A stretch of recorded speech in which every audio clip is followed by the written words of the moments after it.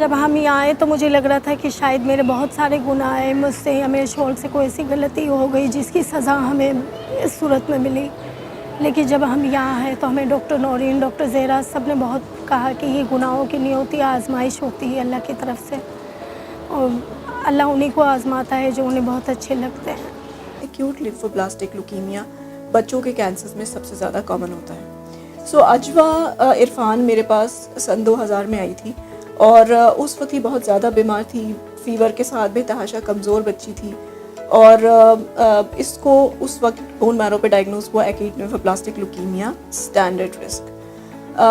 Although ये standard risk थी, लेकिन इसकी ट्रीटमेंट के दौरान हमें बहुत सारी प्रॉब्लम्स फेस करनी पड़ी, जिसमें एक बहुत बड़ा हाथ इसकी न्यूट्रिशन स्टेटस का था। ये अपने एज के हिसाब से बहुत कम वज़न की बच्ची थी और इसी वजह से इसको बीमारी की भी अलामात बहुत ज़्यादा ज़ाहिर हुए थे और इसको प्रॉब्लम्स भी बहुत ज़्यादा फेस करनी पड़ी।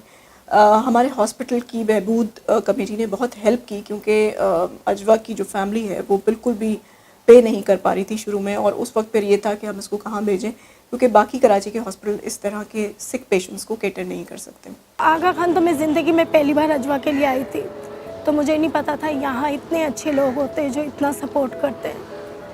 इनके सपोर्ट की वजह से ही आज मेरी बेटी हंसती है, खेलती है। जब आप यकीन नहीं करेंगे, जब अजवा कोई नई हरकत करती है स्कूल में, हम यहाँ भी इतने खुश होते हैं। सो शुरू में बहुत दफ़ा हमें ऐसा लगा कि शायद हम अजवा को नहीं बचा पाएंगे। जैसे मैंने आपको पहले बताया कि ये इतनी बीमार थी, ये इतनी कमज़ोर थी कि हमें लगता था कि ये इस कीमोथेरेपी को बर्दाश्त नहीं कर पाएगी। तो हमारे स्टाफ की मेहनत से, हॉस्पिटल की बहबूद कमेटी के हेल्प से और ऑफ कोर्स इसके पेरेंट्स की मुसलसल कोशिश से ये आज हमारे साथ जो है वो है और स्कूल जाती है, नॉर्मल एक्टिविटीज़ करती है और बिल्कुल आम बच्चों की तरह हैं जैसे आम बच्चे होते हैं। जिनको मैं जानती हूँ, डॉक्टर नौरीन, डॉक्टर ज़ेरा, गुल अकबर भाई, उन सब के लिए तो मैं हर वक्त दुआ ही निकलती है। बाकी जिन्हें नहीं जानती, जिन्होंने ना जानते हुए भी इतनी मदद की, और मैं चाहूँगी कि हमेशा वो इस तरह करते रहे कि मेरे जैसे बहुत सारे पेरेंट्स हैं जो अफोर्ड नहीं कर सकते।